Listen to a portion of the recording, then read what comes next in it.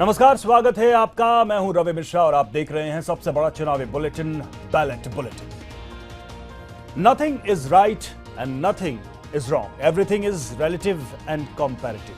मतलब कुछ भी सही नहीं होता, कुछ भी गलत नहीं होता, सब कुछ संदर्भों में होता है, सब कुछ तुलनात्मक होता है। नेताओं और राजनीतिक दलों के लिए इससे अच्छा और सटीक वाक्य हो ही नहीं सकता। अपने काम या अपने बयान गलत नहीं होते, पर दूसरों का वैसा ही काम, वैसा ही बयान गलत होता है, क्योंकि संदर्भ या तुलना बदल चुकी होती है। यूपी में नेताओं की जुबान और भाषा उस काई लगे फर्श की तरह है जिस पर हर रोज कोई ना कोई फिसलता है। आज ये, कल वो, पर नेता हैं कि यूं शरीर झाड़ कर निकल लेते हैं जैसे कुछ किया ना हो, कुछ कहा ना हो। इसे बेशर्मी कहें या फिर यूपी की राजनीति का वो चरित्र, वो चेहरा जो सभी लेकर घूम रहे हैं और झूम भी रहे हैं। निचले दर्जे के इन बयानों की रेस में यूपी के राजनेताओं में बड़े मियां तो बड़े मियां, छोटे मियां सुभान अल्लाह वाली हालत है। ऐसा क्यों है? विवाद और ऐसे आपत्तिजनक बयान क्या यूपी का पॉलिटिकल फैशन है या फिर कुछ और? आज बात इन्हीं बिगड़े बोलों की और ऐसे ही बिगड़ैल बयान वीरों की। लेकिन सबसे पहला ये देखते हैं बैलेट टॉप 10।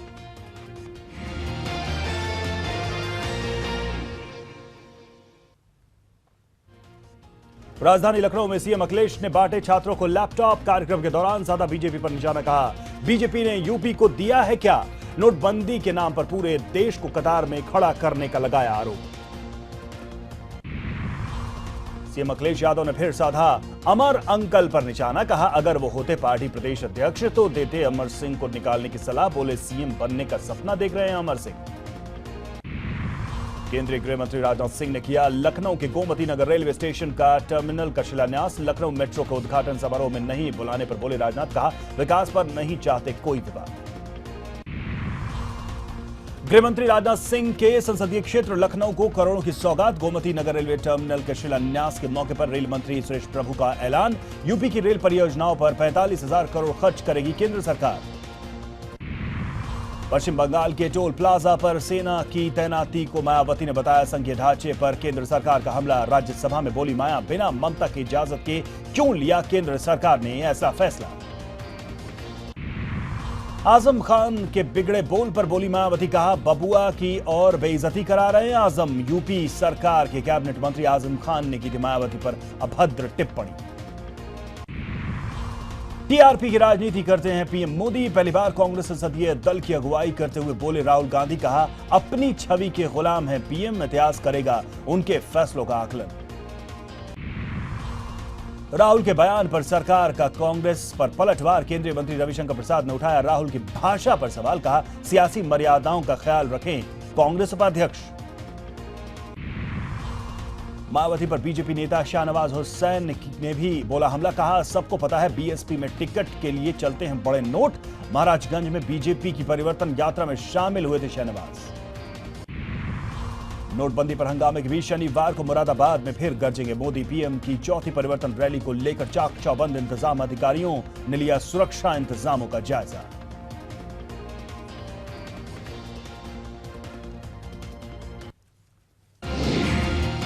तो ये थी 10 बड़ी खबरें और अब बात बयानों के बाद पलटवार की। जी हां, बैलेट बाइट की।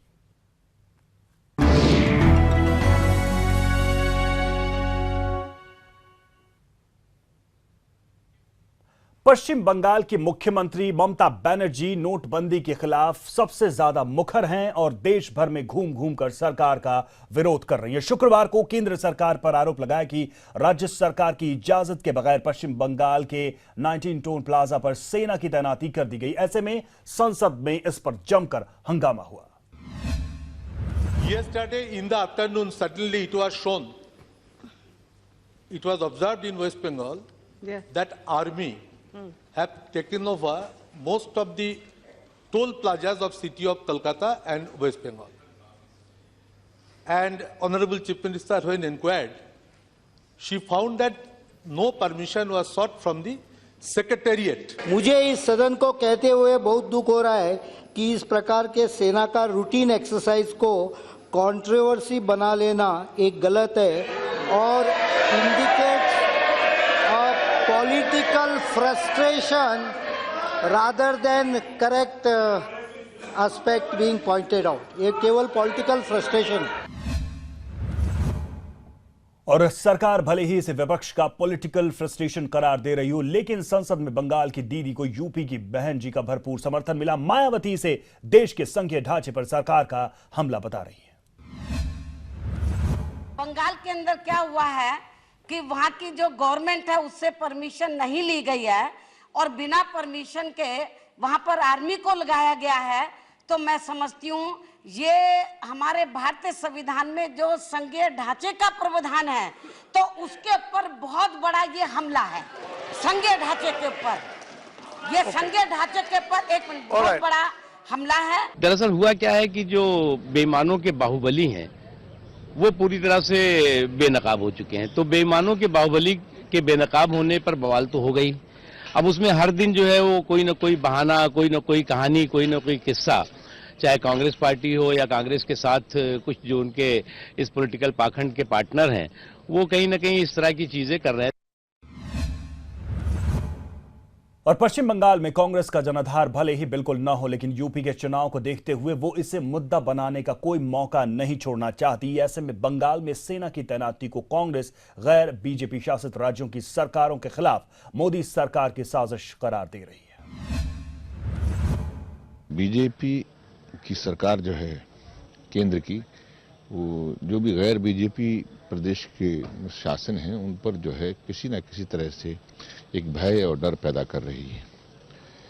और जहां जहां बीजेपी की गवर्नमेंट्स नहीं है प्रदेशों में, वहां इस तरह का माहौल पैदा करते हैं कि वहां के प्रदेश के लोग भयभीत हो जाएं। ये गंभीर बात है। अगर ममता जी ने अगर ये बात कही है तो इस पर पूरे देश को संज्ञान लेना चाहिए। अभी आज जो सदन में कुछ पार्टियों ने फौज को लेकर उसको राजनीतिक रंग देने के लिए कोशिश किया और कहा एक कूट हो रहे, कुछ षड्यंत्र है, गैर संवैधानिक काम हो रहे, ये सब सरासर गलत है, झूठ है, दुष्प्रचार का भाग है। जो आर्मी ने किया ये रूटीन एक्सरसाइज है और 1 साल तक। और इधर सोनिया गांधी की खराब तबीयत के बीच शुक्रवार को राहुल गांधी ने पहली बार कांग्रेस संसदीय दल के बैठक की अध्यक्षता की, जहां उन्होंने प्रधानमंत्री मोदी पर हमला करते हुए कहा कि वो टीआरपी की राजनीति करते हैं और अपनी छवि के गुलाम हैं। बयान बाहर आने के बाद से बीजेपी और कांग्रेस फिर से आमने सामने है। और क्या कारण है? कोई इनके डिमोनेटाइजेशन को सपोर्ट कौन कर रहा है? अमिताभ बच्चन कर रहे हैं, अनुपम खेर कर रहे हैं और बड़े बड़े एक्टर्स कर रहे हैं, कलाकार कर रहे हैं। जितने भी विश्व के इकोनॉमिस्ट हैं, डॉक्टर मनमोहन सिंह जी का तो आपने सुन ही लिया, विश्व के कोई भी इकोनॉमिस्ट ने इनके डिमोनेटाइजेशन का समर्थन नहीं किया है। को शोभा देता है इस तरह की हल्की बात करना। जिस खानदान से आते हैं उसमें इस शब्द का प्रयोग करना उनको शोभा देता है। आज जब दुनिया में भारत की छवि आगे बढ़ रही है, आज जब भारत ईमानदारी की ओर बढ़ रहा है, तो क्या वो चाहते हैं कि उस समय जो उनके यहाँ 2G घोटाला, कोयला घोटाला, कॉमन घोटाला होता था, वो टीआरपी में था क्या? ये कौन सी भाषा बोल रहे हैं राहुल गांधी? तो केंद्रीय मंत्री रविशंकर प्रसाद कांग्रेस उपाध्यक्ष राहुल गांधी को सियासी भाषा और मान मर्यादा का पाठ पढ़ा रहे हैं, लेकिन जनता जानती है कि यूपी के नेताओं की जुबान अक्सर बेलगाम हो जाती है। खासकर आजम खान तो ऐसे नेताओं में सबसे बड़े नायक हैं। एक बार फिर उन्होंने यही किया है। आप भी सुनिए कि किस तरह से उन्होंने बसपा सुप्रीमो मायावती पर अभद्र टिप्पणी की। कहा बबुआ है, हाँ, लेकिन मानना पड़ा। और हमने ये कहा कि बुआ बबुए को गोद में लेकर तो देखो मजा आ जाएगा। इस बारे में मेरा ये कहना है कि सपा सरकार के वरिष्ठ मंत्री श्री आजम खान ऐसा कहकर वे अपनी सरकार के बबुआ मुख्यमंत्री की तारीफ नहीं बल्कि इस मामले में इनको और ज्यादा बेइज्जत कर रहे हैं।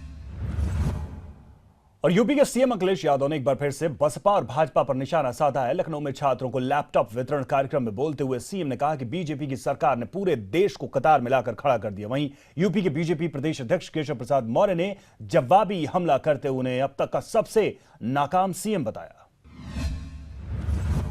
यहाँ जितने बच्चे बैठे हैं बताओ, हाथी वाली पार्टी ने आपको क्या दिया? हाथी वाली पार्टी ने पत्थर ही दे दिया होता, एक छोटा सा टुकड़ा, वो भी नहीं दिया आपको। और अच्छे दिन वालों ने क्या किया, आपको सबको लाइन में खड़ा कर दिया। और अभी नुकसान नजर नहीं आ रहा है। उनसे पूछिए जो मजदूर काम कर रहे थे फैक्ट्रियों में, नोएडा छोड़कर के आ गए, गाजियाबाद छोड़कर के आ गए, मुंबई छोड़कर के आ गए, बहुत सारे लोगों की नौकरी भी चली गई। पार्टी की सरकार बनने जा रही है। सपा बसपा का सूपड़ा साफ होगा। कांग्रेस का यूपी में कोई वजूद नहीं है और जातिवाद और परिवारवाद से उत्तर प्रदेश मुक्त होगा और विकासवाद के पथ पर आगे बढ़ेगा। और यूपी के चुनाव जैसे जैसे नजदीक आ रहे हैं वैसे वैसे नेताओं के बीच जुबानी जंग भी बढ़ती जा रही है। सपा सरकार के मंत्री जहां नोटबंदी को लेकर बीजेपी पर निशाना साध रहे हैं, वहीं बीजेपी के नेता सीधे सीएम पर हमला बोलते दिखाई दे रहे हैं। प्रधानमंत्री के नोटबंदी कार्यक्रम से पूरा देश बर्बाद हो गया है। किसान, गरीब, मजदूर आज दिन भर केवल लाइन में खड़े हैं 2000 रुपये लेने के लिए। कईयों की तो शादी टूट गई है। फीस न भरने के कारण छात्र आत्महत्या कर रहे हैं। उन्होंने इस चीज को भी माना है कि वो अभी सरकार चलाना सीख रहे हैं। अगर सपा के लोग पहले ही बता देते 2012 के इलेक्शन में कि हम अपने मुख्यमंत्री को पूरे 5 साल सरकार चलाना सिखाएंगे, तो मुझे विश्वास है कि ये जनता कभी उनको नहीं चुनकर ले आती। और ये प्रण करना है आज ही मेरी बहनों को, जो मेरे भाई पीछे खड़े हैं, उन्हें भी ये प्रण लेना है कि हम 2017 के इलेक्शन में सपा और बसपा का बहिष्कार करेंगे। ये लोग जनता को लूटते हैं और ऐसे लोगों का सफाया करने का समय आ गया है। और इन सब के बीच गृहमंत्री राजनाथ सिंह लखनऊ पहुंचे, जहां उन्होंने गोमती नगर रेलवे टर्मिनल के शिलान्यास कार्यक्रम में शिरकत की। इस दौरान उन्होंने कहा कि वो इस बात पर कोई विवाद नहीं चाहते हैं कि क्यों उन्हें लखनऊ मेट्रो के उद्घाटन के मौके पर न्योता नहीं दिया गया। हालांकि उन्होंने ये जरूर कहा कि लखनऊ के मेट्रो प्रोजेक्ट के लिए केंद्र सरकार ने राज्य को पूरा मदद दिया है, पूरा सहयोग किया है। आपको बता दें कि राजनाथ सिंह लखनऊ लोकसभा सीट से ही सांसद हैं। लगभग 3000 साढ़े 3000 करोड़ रुपए के जो कुछ भी प्राप्त हुआ है मेट्रो के कंस्ट्रक्शन के लिए, उसकी पूरी गारंटी यदि किसी ने दी है तो भारत सरकार ने दी है। कंट्रीब्यूशन इसमें भारत सरकार का भी है। लेकिन अरे आमंत्रण की बात ही नहीं है, सब विवाद में खड़ा ही नहीं करना चाहता। जनता की भावनाओं को तकलीफ होगी तो अपने को भी तकलीफ होगी। और नोटबंदी पर राज्यसभा में मोदी सरकार के खिलाफ आए दिन मोर्चा खोलने वाली बसपा सुप्रीमो मायावती पर बीजेपी ने हमला बोला है। बीजेपी नेता शाहनवाज हुसैन ने गोरखपुर में पार्टी की परिवर्तन यात्रा के दौरान कहा कि मायावती नोटबंदी के सरकार के फैसले का इसलिए विरोध कर रही है क्योंकि सभी को पता है कि महंत जी की पार्टी में टिकट पाने के लिए बड़े नोट लगते हैं। लोग जानते हैं कि बसपा में टिकट कैसे मिलता है। 100 का नोट तो नहीं देना पड़ता है, वहां तो बड़ा नोट ही चलता है। तो उन्हीं के दल से जो कुछ नेता हैं आरोप लगा के गए हैं कि खुलेआम धन का उपयोग अगर कहीं होता है तो वहीं होता है।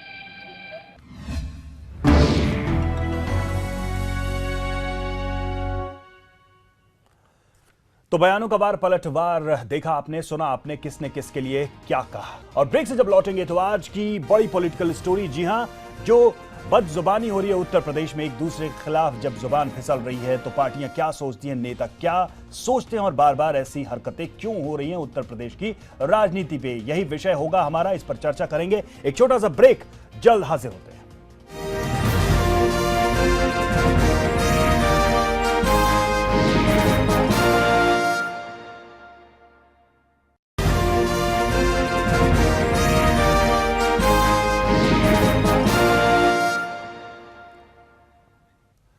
और ब्रेक के बाद एक बार फिर से स्वागत है आपका। आप देख रहे हैं बैलेट बुलेटिन और अब बारी है आज की पॉलिटिकल स्टोरी की। जी हां, बैलेट स्टोरी।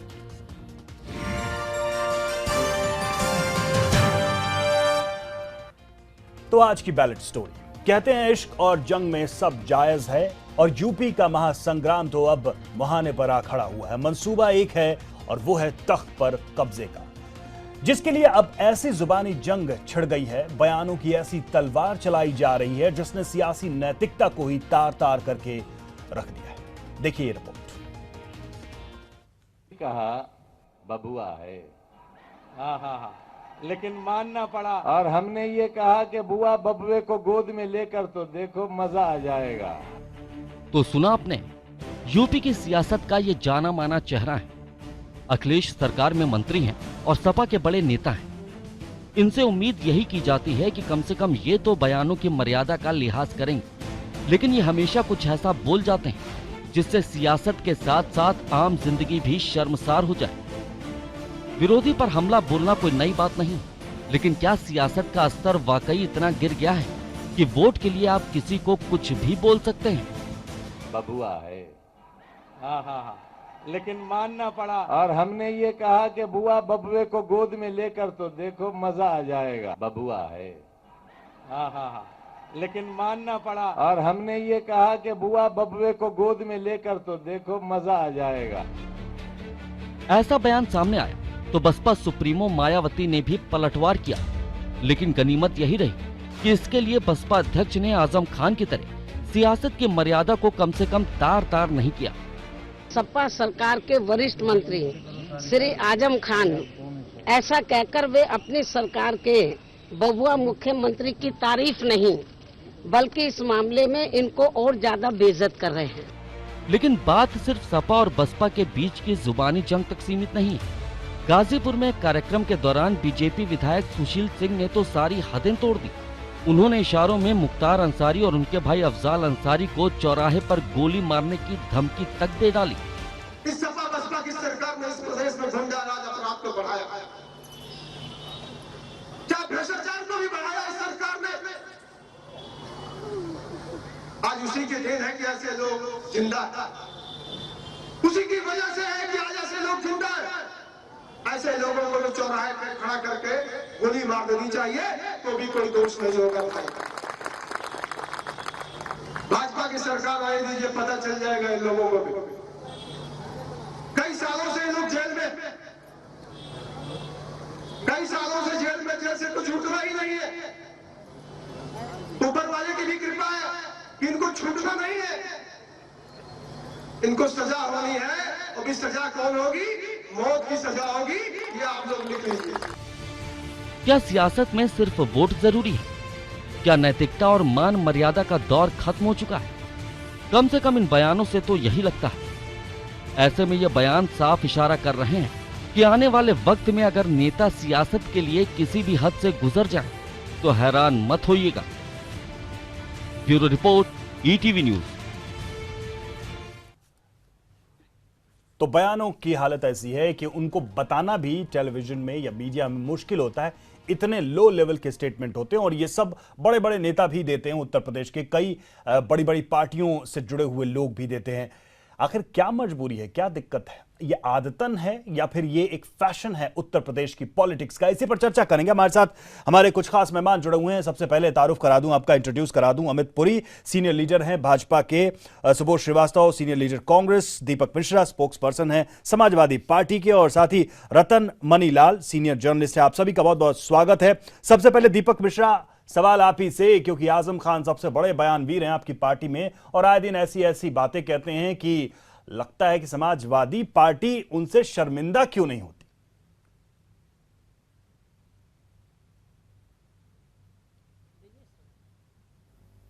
कोई भी अनर्गल वक्तव्य दे, जिस दल का दे और जो भी दे, लोकतांत्रिक पार्टी होने के नाते ऐसे हर कृत्य से अपने आप को मतलब शर्मिंदा महसूस करती है, जिससे लोकतंत्र का अवमूल्यन हो।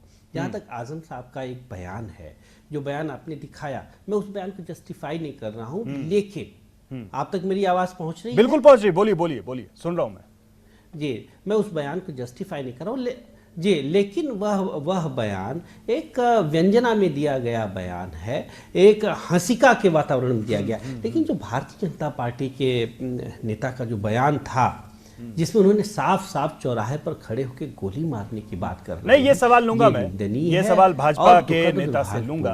आपको क्यों लगता है कि ये जी, मैं एक बात और बता दूं, एडीआर की एक रिपोर्ट आई है, मानो एक वाक्य खत्म हो जाने दीजिए। चलिए बोलिए बोलिए। एडीआर की एक रिपोर्ट है जिसके तहत भाजपा के 53.2% विधायक दागी और अपराधों में लिप्त हैं। ये समाजवादी पार्टी का आंकड़ा नहीं है, ये एडीआर का रिपोर्ट है, एसोसिएशन ऑफ डेमोक्रेटिक रिफॉर्म की बात है। तो जो भाजपा के नेता, ठीक है, भाजपा की बात होगी, सवाल पर लौटे वापस, अनुमति देते हैं आप? करने वाला मैं सवाल पर वापस आऊं आपसे। जी। आजम खान अभी कोर्ट ने कहा, रेप को लेकर एक बयान दिया और माफी मांगने की नौबत आई, फिर बयान दे रहे हैं वो। आप कहते हैं हंसी मजाक और लाइट माहौल था। सर, बहुत हेवी वेट नेता हैं आपकी पार्टी के, इतने हल्की बात नहीं करनी चाहिए उनको, आपको लगता नहीं है? और एक्शन तो आप लोगों से उम्मीद करना ही बेकार है कि आप अपने किसी बड़े नेता पर कोई कार्रवाई करें। लोक जी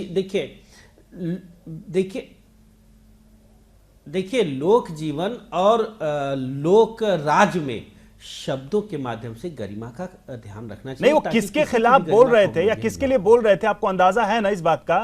पूर्व सीएम है वो प्रदेश की, जिस पद पर अखिलेश यादव इस वक्त बैठे हैं, उस पद की वो शोभा बढ़ा चुकी हैं। क्या कह रहे हैं आप लोग को अंदाजा नहीं है इस बात का? आपकी पार्टी माफी तक नहीं मांगती है कि हमारी पार्टी से जुड़ा एक इतना बड़ा नेता, मंत्री इस तरह के बयान दे रहा है। एक नोटिस तक आप आजम खान को नहीं थमाते हैं कि ये बात क्यों कही आपने, क्लैरिफाई करिए। देखिए मेरे वक्तव्य का जो पहला वाक्य था, नहीं मैं समझ गया। देखिए ये डैमेज कंट्रोल है। नहीं, ये डैमेज कंट्रोल है आपकी पार्टी की तरफ से। क्या कोई भी लेटर गया है आजम खान को कि आप ऐसी बातें क्यों कह रहे हैं पब्लिक फोरम पे? क्या आपने क्लैरिफिकेशन मांगा है? देखिए, सबसे बड़ी बात यह है कि पार्टी का आधिकारिक प्रवक्ता हूं मैं, ये कह रहा हूं कि लोकतंत्र में लोक लाज की विशेष अहमियत होती है और किसी को नहीं, आजम खान को एक आधिकारिक प्रवक्ता के रूप में यहां से एक सीधे बयान दीजिए ना आप। आजम खान का नाम लेकर सीधे बयान दीजिए। क्या इतनी हिम्मत है आप में कि कह सकते हैं कि आजम खान आप गलत हैं और ऐसा आगे मत करिए? क्या कह सकते हैं आप? मान्यवर, अरे मैं घुमा के नहीं, मैं सीधी ही बात कर रहा हूं। नहीं, सीधे व्यंजना और लक्षणा में नहीं, अविदा में कह रहा हूं कि ऐसे वक्तव्य लोकतंत्र के लिए उचित नहीं है और किसी को भी नहीं देना चाहिए। लेकिन भारतीय जनता पार्टी, ठीक है, तो भारतीय जनता पार्टी का जो सवाल आपने उठाया है पूछ लेते हैं। अमित पुरी साहब बोलिए। मुझे लगता है कि पता नहीं आप क्या बोलेंगे, लेकिन फिर भी बोलिए।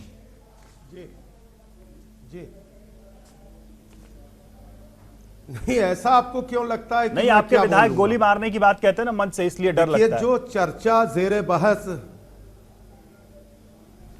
नहीं ठीक है, बिल्कुल सही कह रहे हैं आप। मैं याद दिलाना चाहता हूं कि आजादी के आंदोलन के बाद इस देश के पहले प्रधानमंत्री जवाहरलाल नेहरू ने सार्वजनिक रूप से कहा था कि भ्रष्टाचारियों को और ब्लैक मार्केटियर्स को खुली सड़क पर, चौराहों पर फांसी दे देनी चाहिए। तो आपके जो विधायक हैं वो जवाहरलाल नेहरू हैं, आप ये कह रहे हैं? को खुले मैं ये नहीं कह रहा हूं, पहले मुझे मेरा सेंटेंस पूरा कर लेने दे। बोलिए। मैंने एक, क्या आप उत्तर प्रदेश में जंगल राज चाहते हैं? ये मानना है और स्पष्ट नहीं, आप अपनी बात स्पष्ट मानना आज भी है। जी, आप बात कंप्लीट करें। कानून और जस्टिस का काम अपने हाथ में नहीं लेना चाहिए। अपने हाथ में कोई भी काम आप कानून की व्यवस्था का नहीं ले सकते। स्थितियां जितनी भी भयावह क्यों ना हो, लेकिन न्याय की व्यवस्था उन्हीं के हाथ में रहनी चाहिए। बात बयान की हो रही है, संवैधानिक रूप से न्याय की व्यवस्था के पालक है, इसको कहीं भी डिपेंड नहीं कर रहे। बात बयान की हो रही है, जो आपके नेताओं, इसके पहले दयाशंकर को लेकर आप लोगों ने कितनी शर्मिंदगी झेली है, ये सबने देखा था। और एक बार फिर से आपके एक विधायक ऐसी ही बातें कर रहे हैं। मैंने उस दिन भी कहा था कि दयाशंकर ने जो कहा वो लोकतंत्र में अक्षम्य अपराध है, अक्षम्य अपराध है। मैंने उस दिन भी कहा था, and I stand by my words. और इसीलिए आज भी कह रहा हूं कि लोकतंत्र में न्याय व्यवस्था की जो संवैधानिक संस्थाएं, उनको अपराधियों को दंड देने का अधिकार है, या किसी व्यक्तियों में निहित नहीं किया जा सकता। नहीं, लेकिन फिर ऐसा बयान, फिर आपके विधायक की तरफ से ऐसा बयान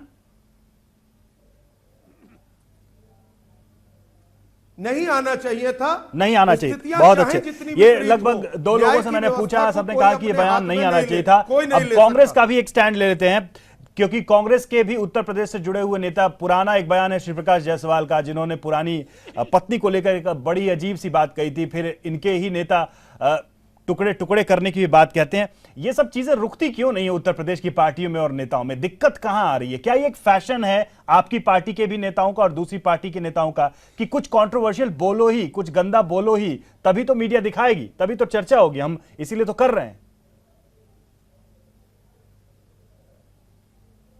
देखिए, कुछ बातें तो होती हैं जो जानबूझ के कही जाती हैं, और कुछ बातें एक रव में आदमी जब बात कर रहा होता है तो कुछ निकल जाती है। लेकिन मुझे ये लगता है कि जिस तरह की परंपरा समाजवादी पार्टी और ख़ास तौर पे जो पोस्ट मंदिर आंदोलन, पोस्ट मंडल जो एक माहौल उत्तर प्रदेश में और दूसरी जगहों पे पैदा हुआ है, वहाँ पर लोगों में राजनीतिक में दुश्मनी हो गई है। पहले विरोध होता था, अब दुश्मनी होने लगी है। तो ये स्थितियाँ अब जो पैदा हुई हैं, इसमें अगर हम आपको याद दिलाएं तो जब जिस समय समाजवादी पार्टी और मायावती जी का जब आपस में अलगाव हुआ था, जब इन्होंने पहली बार सरकार बनाई थी, तो और उस समय सैटेलाइट चैनल का बड़ा शुरुआती दौर था। हाँ। मुझे अच्छी तरह याद है कि एक बहस में खुद मायावती जी बैठी थी और समाजवादी पार्टी के रामचरण दास जी जो प्रदेश अध्यक्ष है वो बैठे थे, और दोनों खुलेआम तू गुंडा है, तू गुंडी है, ये बहस हो रही थी टीवी पर। तो ये परंपराएं ये उन लोगों की है जिनका राजनीतिक नहीं, आप लोग की पार्टी भी अलग नहीं है। मेरा सिंपल सवाल सुनिए सर, नहीं, आपके नेता भी ऐसा बयान देते हैं, कोई पहली बार नहीं है, ठीक है, ऑन रिकॉर्ड है ये सब कुछ। आपका मेरा सिर्फ ये पूछना है, आप करने की बात करते हैं। नहीं, मेरा सिर्फ ये पूछना है कि आप तीनों बड़ी पार्टियों से बिलोंग करते हैं, क्या नहीं लगता है कि नेताओं की ये जिम्मेदारी है, वो क्या बोल रहे हैं उनको ये समझना चाहिए, उसका असर पड़ता है लोगों पर, उसका फर्क पड़ता है। आप एक बात की अपील करते हैं, लोग सड़कों पर आ जाते हैं, झंडा लेकर रैलियों में आते हैं, नहीं लगता कि इस तरह की अभद्र भाषा का भी असर पड़ सकता है? देखिए, मैं कह तो रहा हूं, अभद्र भाषा बिल्कुल भी इस्तेमाल नहीं होनी चाहिए, शालीनता का स्तर बनाए रखना चाहिए। राजनीति जो है वो विचारों के विरोध का काम है, यहाँ पर व्यक्तिगत विरोध और व्यक्तिगत दुश्मनी की बात नहीं होनी चाहिए। ये जब तक हम एक दूसरे से बिल्कुल व्यक्तिगत दुश्मनी जब तक ठान लेते हैं, तब हम एक दूसरे के खिलाफ नीचे गिरी हुई भाषा या नहीं, ये रिपीटेटिव है ना सर। देखिए, एक बार हो या दो बार हो मैं समझता हूँ, ये एक ही नेता कई बार इस तरह की बातें कहता है और बार बार ये सुर्खियां बनती है, बार बार इस पर पार्टी को मुंह चुराना पड़ता है। हर पार्टी के साथ ये दिक्कत है। रतन मणि लाल जी, ये फैशन है क्या यूपी की पॉलिटिक्स का?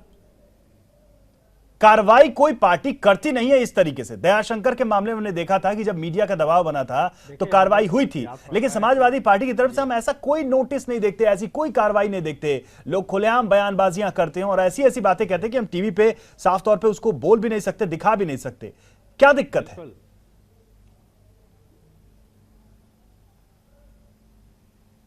बिल्कुल बिल्कुल, मुझे याद पड़ता है 2009 का लोकसभा का चुनाव था, उसके बाद 2012 का असेंबली इलेक्शन था, अभी 2014 का लोकसभा इलेक्शन था और अभी इलेक्शन आने वाला है।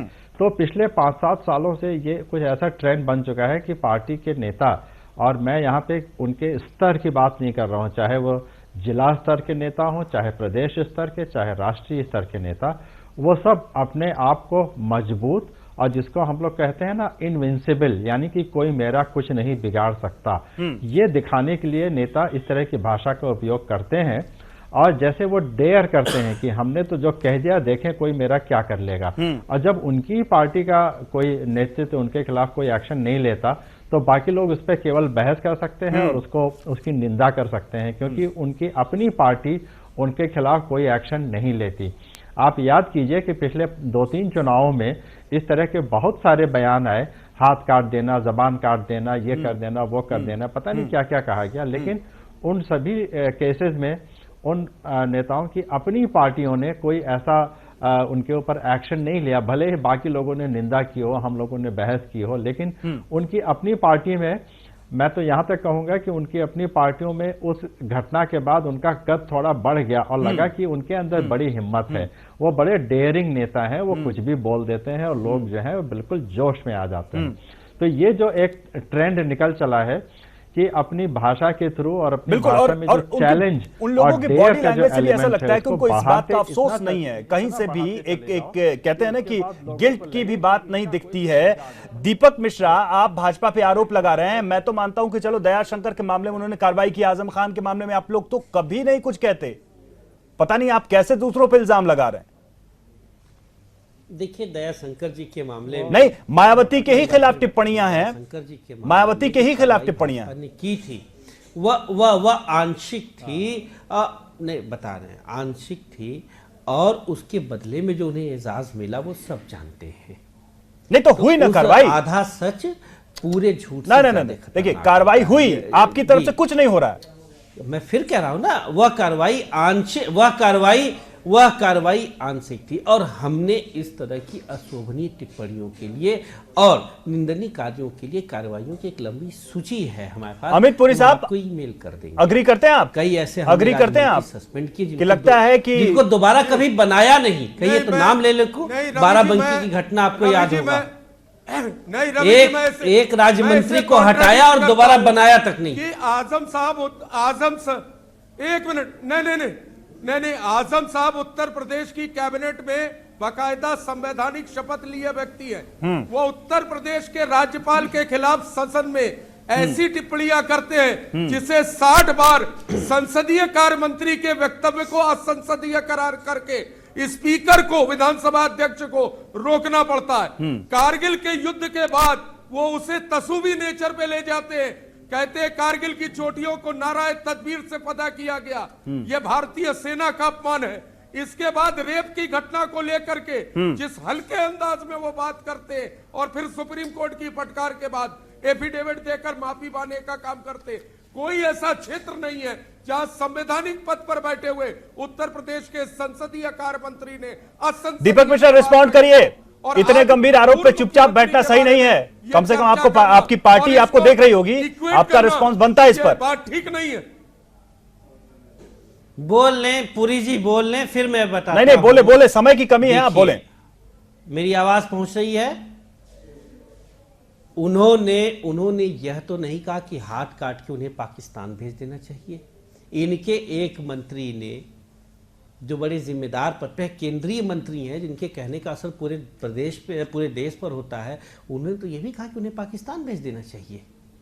इस मुल्क के एक अल्पसंख्यक को, जो अशफाकुल्लाह खान के वंशज हैं, जिन्होंने आजादी की लड़ाई में महत्वपूर्ण भूमिका नहीं, सबके हाथ काट के पाकिस्तान भेजें। प्राची तो राज्यपाल जांच कराए, राज्यपाल दंडित दे। देखिए राज्यपाल सक्षम है, नहीं राज्यपाल सक्षम है, राज्यपाल क्यों नहीं दंडित देते? आप टेलीविजन पर कुछ बोलते हैं, कानून पे कुछ बोलते हैं, कहीं कुछ बोलते हैं, आपके 5 मुंह है, राज्यपाल उत्तर प्रदेश के कॉन्स्टिट्यूशनल वॉल गार्ड है, वो कार्रवाई क्यों नहीं करते? गलत बयानी। अगर आजम साहब ने कोई बात बोली है, सदन में बोली है, तो सदन के अरे एक नेता को सदन और सड़क दोनों का ख्याल रखना पड़ता है। ये बात कैसे समझाई जाए आप लोगों को, मेरी समझ में नहीं आ रहा था। सड़क पे आप पूरी जनता को इकट्ठा कर लेते हैं हर बात पे, और सड़क पे इतना गैर जिम्मेदार बयान।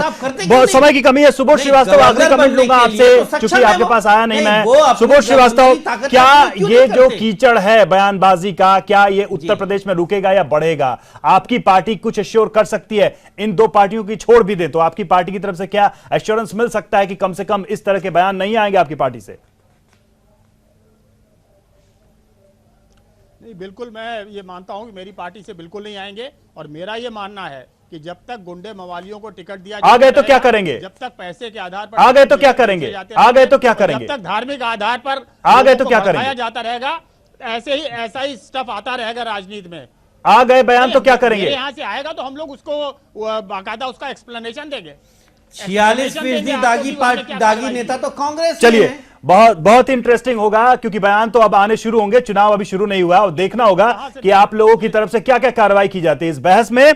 आप लोगों ने दावे तो किए और निंदा भी की, लेकिन कार्रवाई क्या होगी आपकी पार्टी की तरफ से, यह भी देखना कम दिलचस्प नहीं होगा। अब तक का इतिहास तो ऐसा रहा है कि कोई ठोस कार्रवाई नहीं होती है। बहुत बहुत शुक्रिया सभी काम से जुड़ने के लिए। रतन मणिलाल जी, आपके पास दोबारा मैं नहीं आ सका, इसके लिए माफी, लेकिन बहुत बहुत शुक्रिया। तो कुल मिलाकर यह एक स्थिति बन रही है। बहुत पहले गालिब ने बातचीत में अदब को लेकर कहा था, हर एक बात पे कहते हो तुम कि तू क्या है, तुम ही कहो कि ये अंदाजे गुफ्तगू क्या है। शायद गालिब को ये तू नागवार गुजरा था, लेकिन हमारे नेताओं को अगर वो सुन लेते तो शायद बोलती ही बंद हो जाती। आज बहस में इतना ही। आखिर में देखिए बैलेट राग।